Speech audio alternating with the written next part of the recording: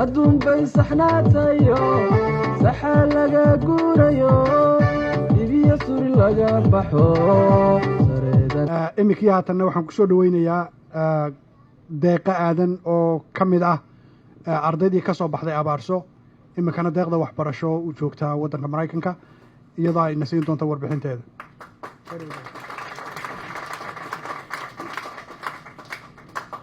السلام عليكم رمضان كريم inkastoon jeclaa maanta inaan kelmadeeda ku dhiibto Soomaali haddana waxaan la joogtaa dhalinyaro aad u yar qaar yar oo soo kariyay qaar dhaxaba oon laga yaabo inay Soomaaliga si fiican u garanayn marka waxaan rabaa kelmadeedu say waada kelmadeedu waxay khusaysaa dhalinyarta waxaan rabaa inay cid kasta oo xaggan joogta inay fahanto midda kale qofkan maanta aan soo kaxaystay maaha qof Soomaaliya marka waxaan rabaa inay fahanto Somaliland waxay ku saabsan tahay marka kelmadeeda gaar ah noqdo dadkiina sarsare inaanan ku hadlayn Soomaali laakiin English ku jeedinaya.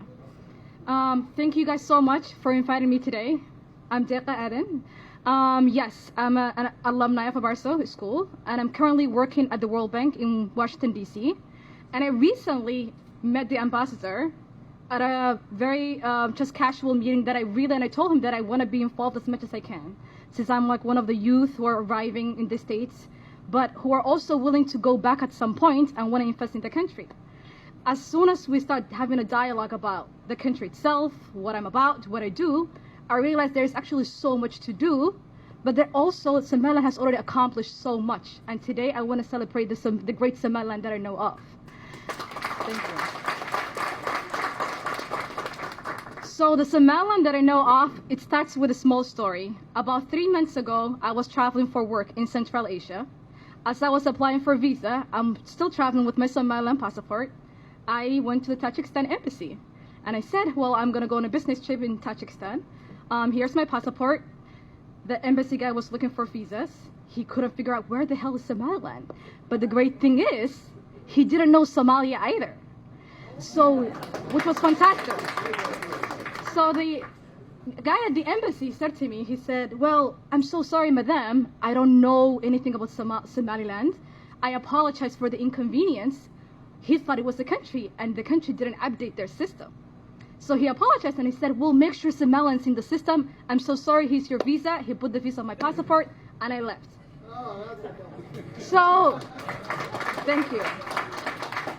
So that story told me two things. I might be the first Somalilander to ever go to Tajikistan. And two, the reason why that could be the case is because of education. Somaliland is now sending brilliant people. I'm not the only one. There are so many other Abaaso alumni who are in these states studying. Not only studying, but working for prestigious organizations like the World Bank, CBS, who are everywhere they go, they just keep saying I'm Somalilander because I'm not a real American, to be honest. And I don't have an American passport, and I'm very proud of it. Thank you. So, since the point of my talk is about education, I want to discuss 2 points. One is the history that Somaliland has for knowledge and education. It is amazing. I don't think a lot of all the other communities that I have really visited, that I have encountered, our people truly embrace education. They would travel miles and miles just to really search in search of a better education. And that is exactly what I did. I traveled miles and miles away to come to Massachusetts for high school and go to Grinnell for college. And that is just a Somali thing. It's not extraordinary. A lot of people will find this story so fascinating, which they did. A lot of Americans, when they met me, they said, oh my God, that's amazing. You left your family, you left your home, you left your people for education. And I said, that's what my grandfathers did. It's just all the same story. Thank you.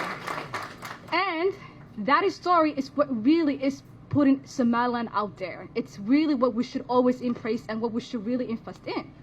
So the story is very simple. I came from an educated family, and I was very lucky that my own mother not only graduated from college, pursued a master's degree. It was very normal for me to put myself out there, compete in the classroom, and not allow boys to win.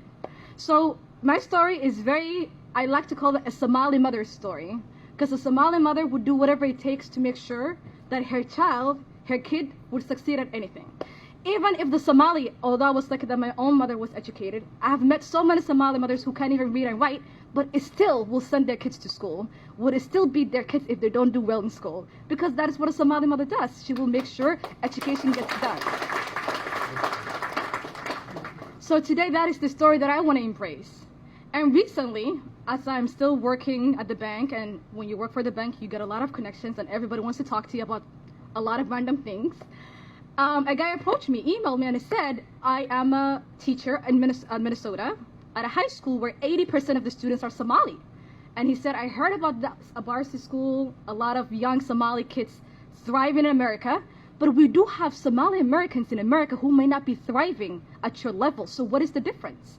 And I said, I have my own arguments, I have my own hypothesis, but what are you getting with this conversation? He said, there are 5 Minnesota teachers, Americans, majority of them, who want to visit Somaliland within a month to explore what Somaliland did differently than American system, the American education system. So I really, thank you.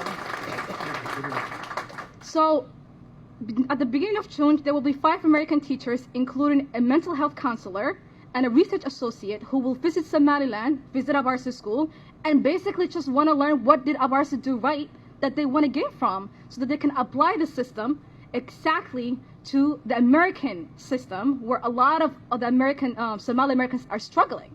It is a fact. I've visited so many other schools because I've been an advocate for education. I've seen it with my own personal experience that it's not the same. How come our Somali Americans are not performing the same level as the Somalilanders from Somaliland? Knowing for sure that the people from Somaliland may have bigger issues, bigger problems, bigger challenges, but still they're thriving. So today I'm very, very, very, very happy, and I'm very fortunate for that guy to approach me to tell me that there, for the first time, America is going to Somaliland to learn something from it. And that is the story that I want to celebrate, and I want to share with you today with you guys. And before I end my speech, I want to leave with 2 things. The reason why I'm successful, the reason why I'm here today, the reason why I am sharing this stage with, of course, brilliant people, is because Somaliland invested in education and Somaliland invested in women. And if Somaliland wants to thrive and reach the same position that all these other countries are reaching, we need to start investing in our women. Women should be in the front seat. They should be sitting here. They should be given the voice, the microphone, to share their stories. And I've been very lucky to be given the opportunity to go pursue high quality education, and I will do my very best to provide these opportunities for younger women as well. But I want to leave with that. Women in education really is the answer. Thank you.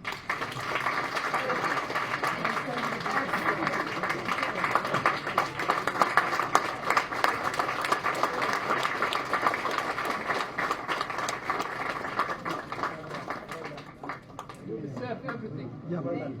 Yep.